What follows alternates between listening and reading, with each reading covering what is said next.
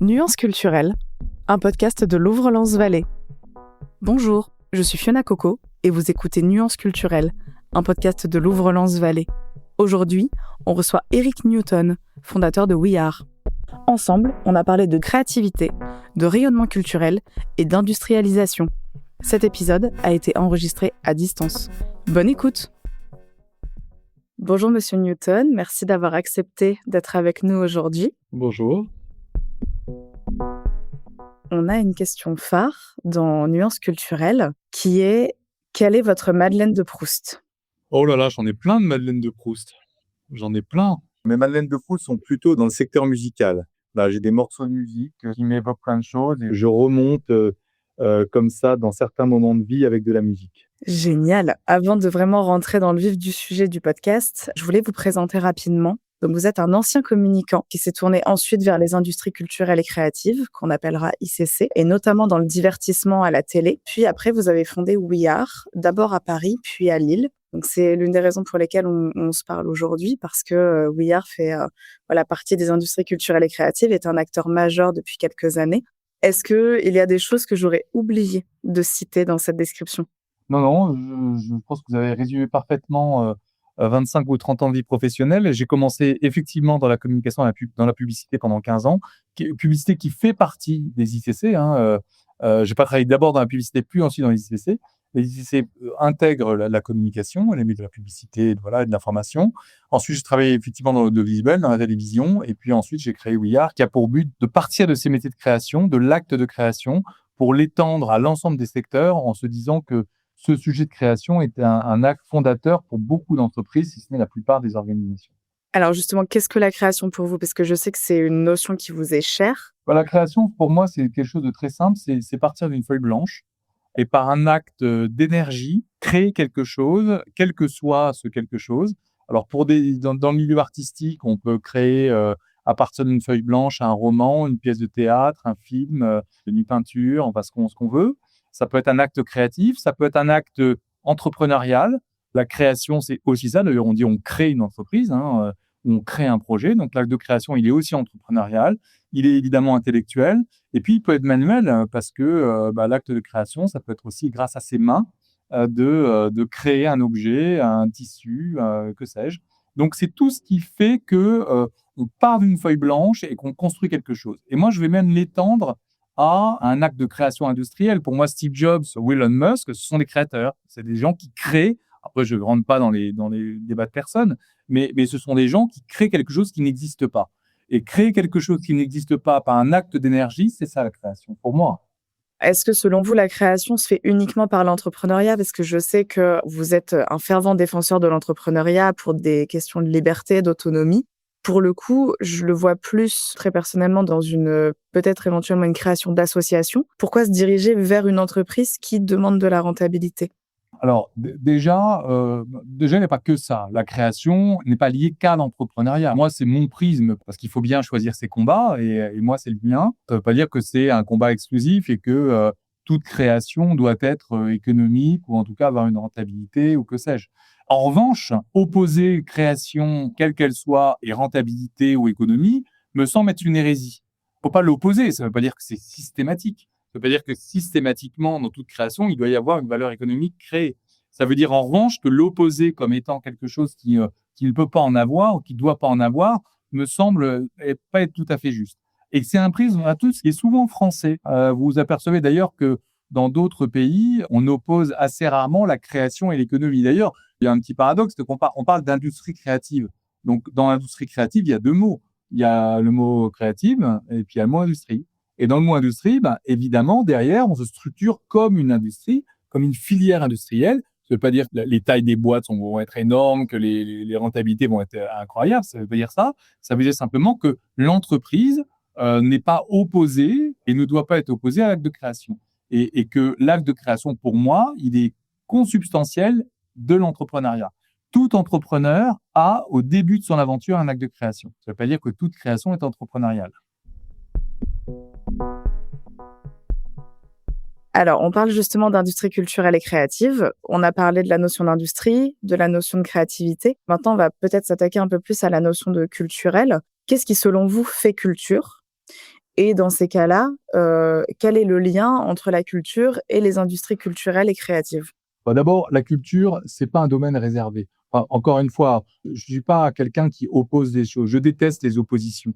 Je pense qu'il faut s'unir, il faut unir les choses. Et c'est vrai que, on adore opposer les choses, peut-être que c'est l'esprit critique français, mais on adore opposer les sujets, on adore opposer les thématiques et cetera.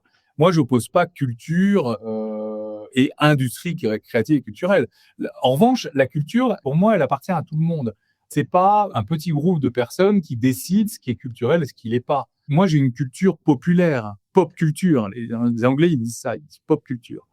Pop culture, c'est popular culture, c'est-à-dire c'est la culture populaire. Moi, j'aime ça, la culture populaire.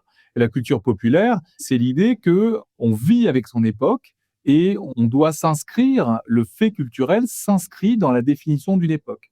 Et puis parfois, quand les époques sont particulièrement riches, eh ben, elle crée une forme culturelle qui n'existait pas avant et qui va perdurer dans le temps. Donc, toutes les époques ne se ressemblent pas, me semble-t-il en tout cas.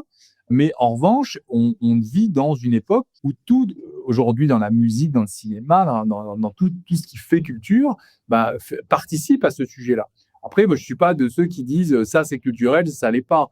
D'ailleurs, je suis toujours assez gêné par ces sujets-là parce que quand vous rentrez dans les terminologies, vous dites, bah voilà, alors, par exemple, la communication, l'audiovisuel, ça rentre dans le fait culturel parce que c'est soumis à un certain nombre de règles de filières qui font que ça rentre dans la culture. Par contre, la gastronomie et la mode, ce serait pas de la culture, parce que les contrats de filière sont pas les mêmes.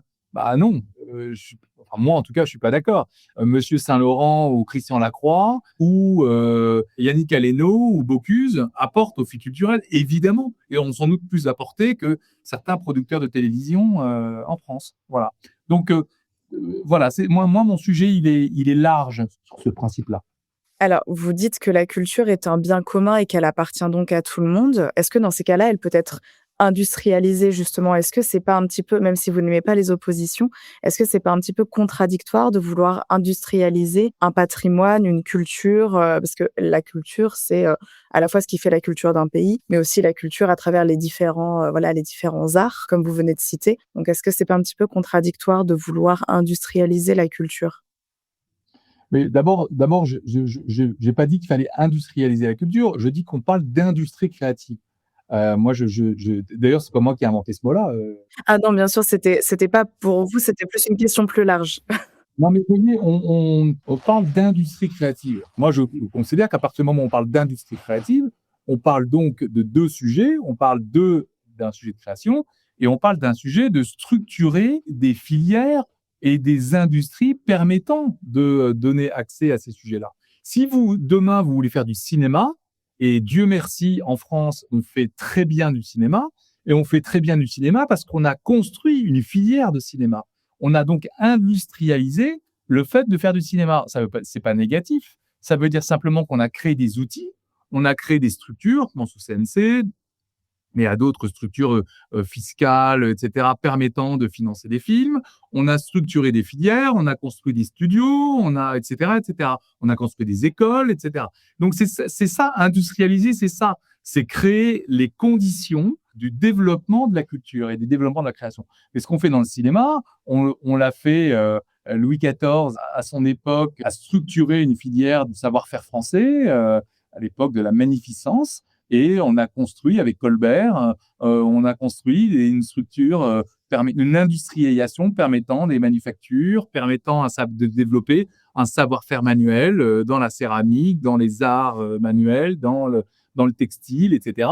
Et comme par hasard, d'ailleurs, aujourd'hui, nos groupes industriels les plus forts sont dans ce secteur-là.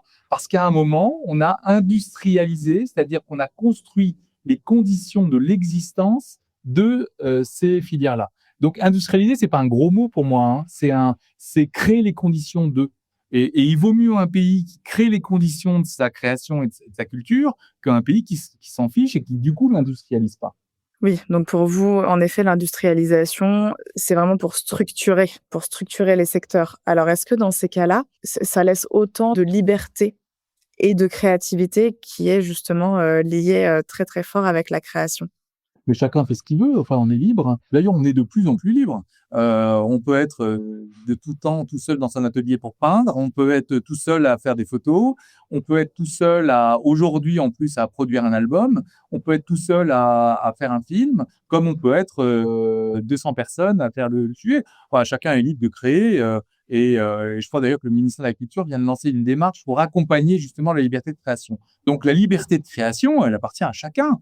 Personne n'a dit qu'il fallait appartenir à une entreprise, à que sais-je. Chacun est libre de créer. Après qu'il faille créer les conditions nécessaires pour développer des filières, moi je crois que c'est fondamental, bien sûr. Et Dieu merci, on est un pays qui a su le faire et qui sait le faire. Donc pour ça d'ailleurs qu'on est un grand pays culturel.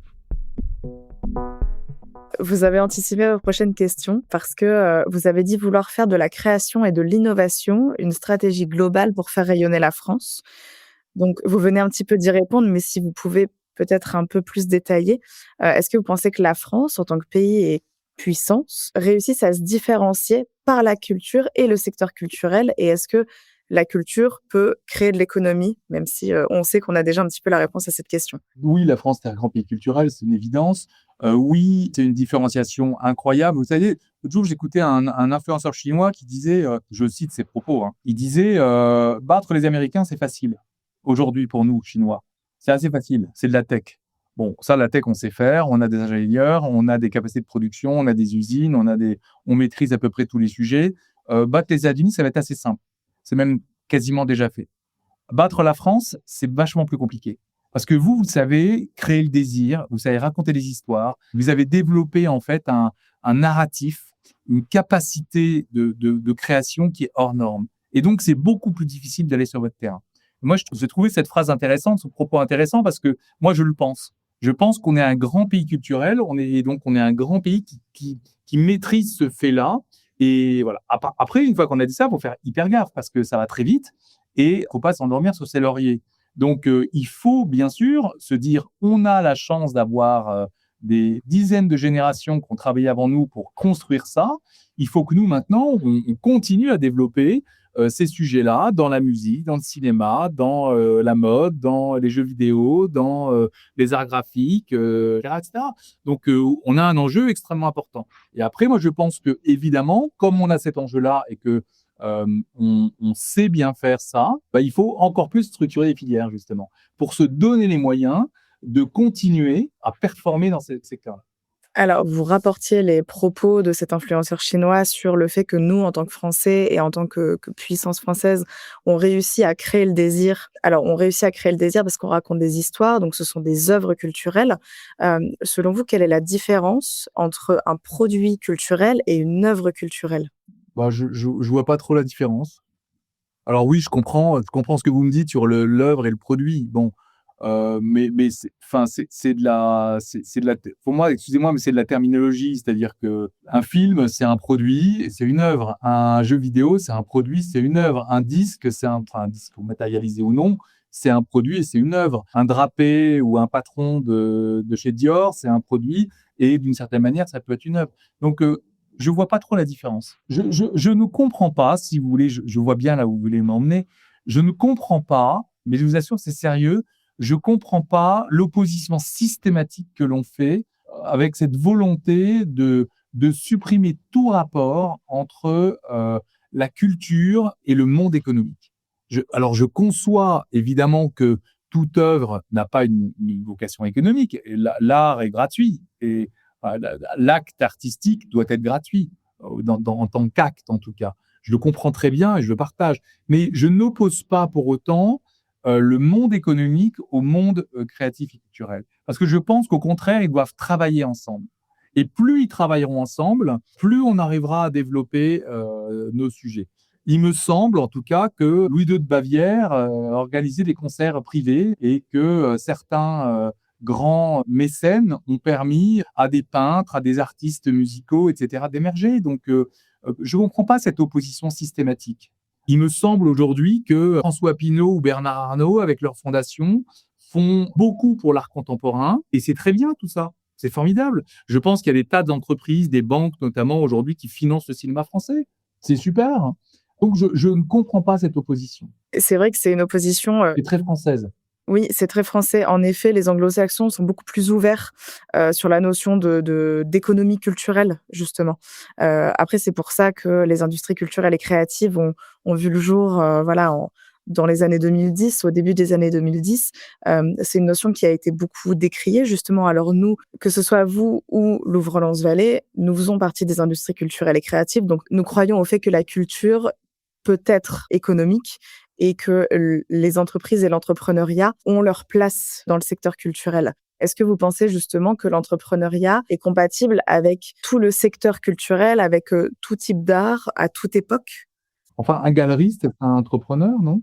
Quelqu'un qui a créé un label de musique, c'est un entrepreneur. Un producteur de cinéma, c'est un entrepreneur. Un créateur de jeux vidéo, c'est un entrepreneur. Encore une fois, je vois pas l'opposition.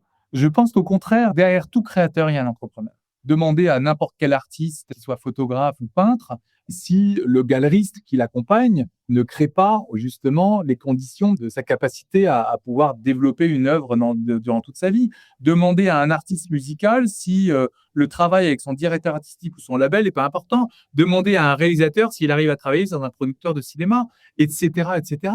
Donc, ce couple-là de l'entrepreneur et du créateur, c'est ça qui crée les conditions de la réussite. Donc, arrêtons d'opposer ces sujets-là et ces systèmes-là. Pour moi, je trouve qu'il y a un côté un peu dépassé sur ce sujet et un peu ridicule, si je peux me permettre. Non, mais voyez, je suis provocateur, mais ce sera polémique et j'en sais rien. Mais je pense que ce couple-là, il est, et d'ailleurs, encore une fois, on appelle des industries créatives. Ces deux mots sont importants. Et chacun dans son coin, ça marche pas, moins bien en tout cas. En effet, je vous avoue, je suis d'accord avec vous. Alors aussi parce que, voilà, encore une fois, en travaillant à Louvre-Lens-Vallée, on comprend en effet que entrepreneuriat, culture, création, créativité ne peuvent pas être dissociés et que, la culture, en effet, a toujours été et sera toujours, dans le secteur économique, ne serait-ce que par la musique, ne serait-ce que par le cinéma ou la photographie. Je pense que c'est dans l'esprit, en tout cas, commun. C'est peut-être un peu plus dur de l'imaginer dans les arts plastiques, on va dire. Vraiment dans tout ce qui touche au musée, aux lieux, en fait. Je pense que c'est pour ça qu'à un moment donné, ça a été un peu dur d'imaginer les industries culturelles et créatives. Après, on sait que la culture, justement, avec les industries culturelles et créatives, ou même en dehors, est une part importante du PIB en France. Donc, on sait, en fait, que ce secteur-là et l'économie sont indissociables. Donc, c'est aussi intéressant d'entendre votre point de vue, justement là-dessus, parce qu'en effet, on veut sans arrêt les opposer, alors que c'est intrinsèquement lié, parce que ça a toujours fait partie, en plus de ça, de l'histoire de notre pays.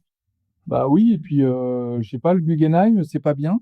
Bah, vous voyez, le travail du Guggenheim, en Guggenheim, je peux prendre plein de musées privés, c'est pas bien ce qu'ils font. Bah, c'est sûrement complémentaire de ce que peut faire un musée public, mais chacun son rôle, chacun son et chacun des écosystèmes est nécessaire. Et les musées publics, ont une capacité, à soutenir, protéger un patrimoine qui est fondamental. Donc les 2 se complètent. Pourquoi les opposer?